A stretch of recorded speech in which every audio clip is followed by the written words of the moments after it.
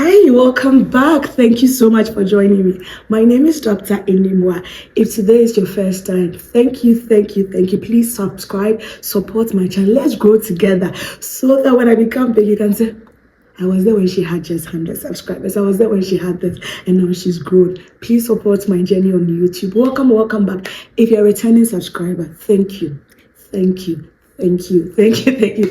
I'm going to talk about unpopular opinions about marriage. You know, I say it as it is, and I have really unpopular opinions. And so let's go there. I'll be back.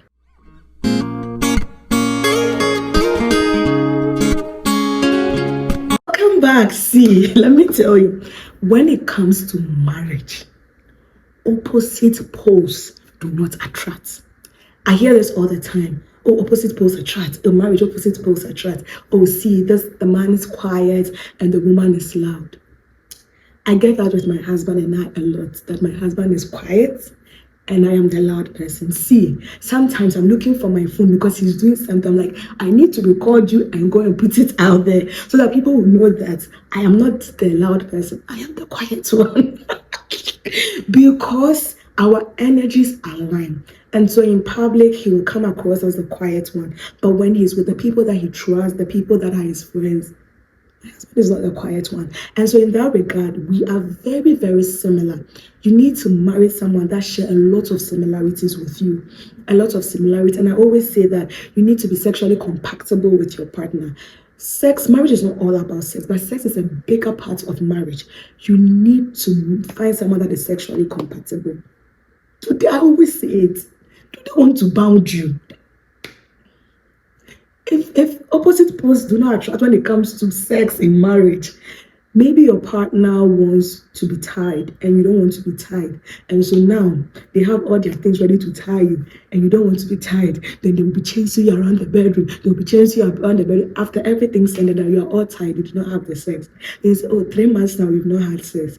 You're not sexually compatible.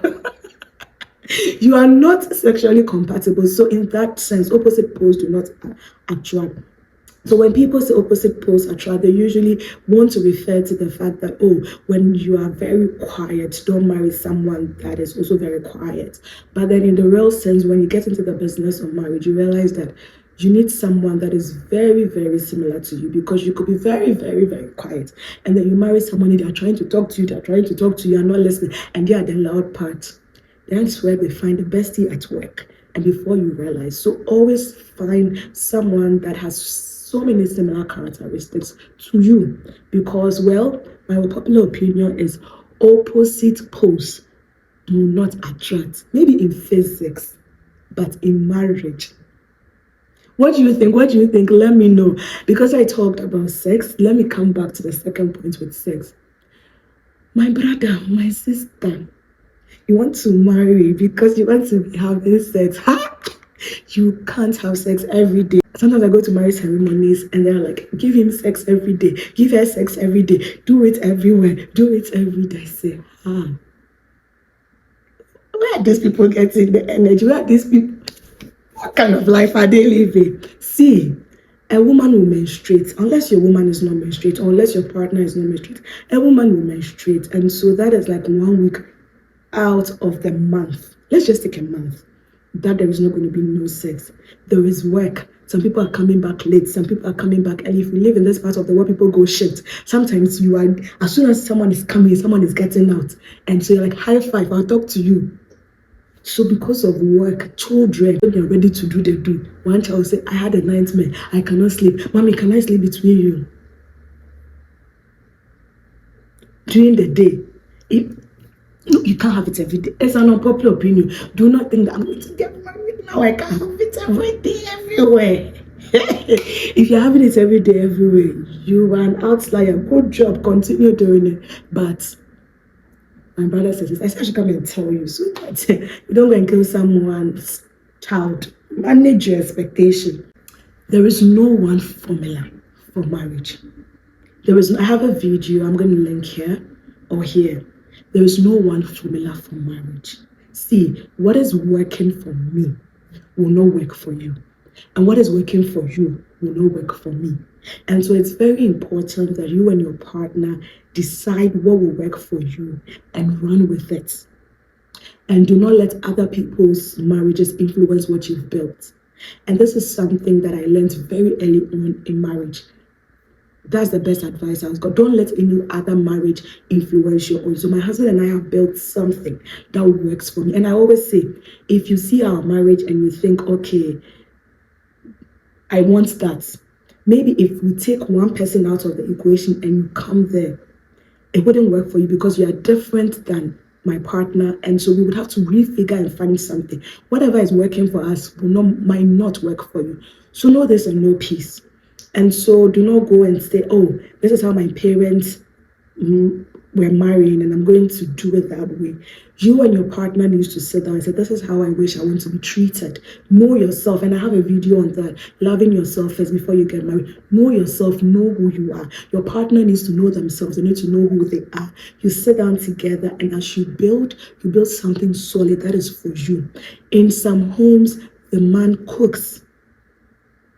And that is perfectly fine. The woman, I know a couple that the woman have no idea how to cook. The man cooks so well. The man does all the cooking. It works for them. So you're not the one going to that home and say, hey, you're making your husband cook and you're sitting there. It's none of your business. It is working for them. There is no rule that the woman is supposed to cook. Or this, whoever is hungry, let that person cook. Know this and know peace that there's no one formula for marriage. Find what works for you.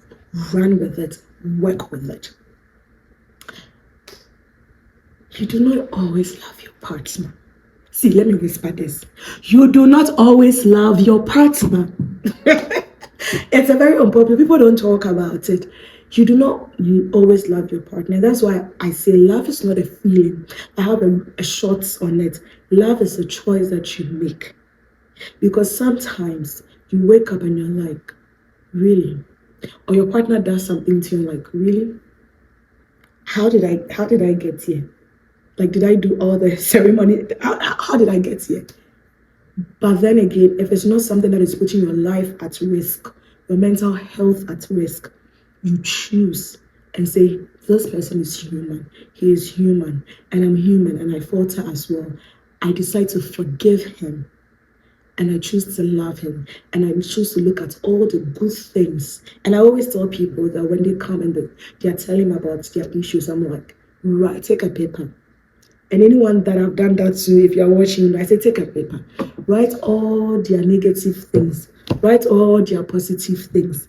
And then compare and look at the memories. We tend to focus on negative things a lot. The person can be good all the time, and then they do one thing, and then we are fixated on it. That's just how humans are. I remember the first time I got an evaluation when I was a teaching assistant. Everyone, great. The one person was like, you have a very thick accent. I was so fixated on that. And then my supervisor said, look at all the other wonderful things that the people said. Focus on that instead and let that thing go. And so it's a choice that you make and say, regardless, so far as it's not threatening my life, it's not threatening my mental health, my children are safe, I'm good, I choose to forgive, I choose to love this person. I am human, they are human. So you're not going to wake up like, yeah, love it, we love you, boo-boo. And if you have that, that is great as well. But as humans, when that happens, and I always say that's something that they don't teach us at marriage counseling for some of us that come from Ghana, they don't tell us. They make it look like it's all going to be rosy. They're going to be challenges. But when they talk about challenges, they don't talk about challenges with regards to the love aspect or the loving that. They also, money challenges, childbirth challenges. But there are times people get up and like, how did I get here? Marriages have challenges. I am a sociologist. I study people. People, when they come together, there is conflict is going to happen. If you are friends with someone and you've never had even a little disagreement, there's something wrong. People you would disagree to agree. And I know people that have never been friends with someone, their friends, they do something to them and they don't say, that is not me. And probably that's why, probably I'll do a video on that. But if you're my friend and you do something, I will tell you, I'll say, this just wasn't it. Even as people, there are people that have gone long term and they've not had issues. It can happen. I'm not saying this not happen, but as people, conflict will happen. Conflict in itself is not bad, it's positive. In sociology, we have something called thesis and antithesis. That means one person is on this side, one person is on this side. Then you have to sit down and communicate and solve the conflict that is happening. When you sit down and communicate and you solve the issue, what comes out of it is synthesis, something new that both of you have decided this is how our relationship is going to do moving forward. So all marriages have issues. Some are huge and some are quite small. If it's small, it's not threatening your life, it's not threatening your mental health, and you are safe. Forgive, work on it, and move on.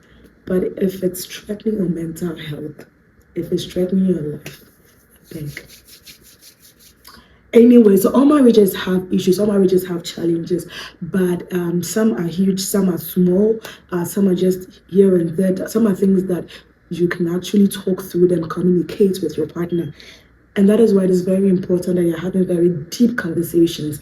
And I have a video on some conversation starters to have on the first day. You're having that deep conversations with your partner and knowing them well enough to be able to get married to them. And last but not the least, not all marriages are meant to last. Know this and know peace. Yes, it's very unpopular. No one sort of marries someone and said, I'm going to marry you and divorce you. Life happens, things happen. And you have to understand that even the good book says that there is a time to be born and there's a time to die. And so there's a time to be born and there's a time to die. There's a time to marry and there's a time to dissolve. And so don't hold on to something that is not worth holding on. If your issues or the challenges that you're facing in your marriage are huge, big, huge ones, threatening your peace, threatening your mental health, threatening your life, please walk out. Because know this and know peace. And they don't tell us this when we are getting married. Oh, our resort in my language means long marriage, have a healthy marriage, have a long marriage, and don't go and divorce. Whatever happens, stay there. Even when you're going back to your family will say, don't worry, I think marriage has its issues, just go back. No, know this and know peace. Not all marriages are meant to last. There are men of God that have divorced and have found so much peace in doing their work. And so there you have it. I said, well, why not? Let me come here and share some unpopular opinions about marriage that you may not know about, so that you know this and know peace. If you are married, let me know what you think. True, not true. If you are now going to get married, let me know if this helped you. Please share my videos, like, subscribe, support my channel. Let's go together. There's so much more where this came from. And so if you support me, you ginger and motivate me to bring you more. Until next time, know that you are enough, know that you matter, know that nothing, absolutely nothing lasts forever. Take care.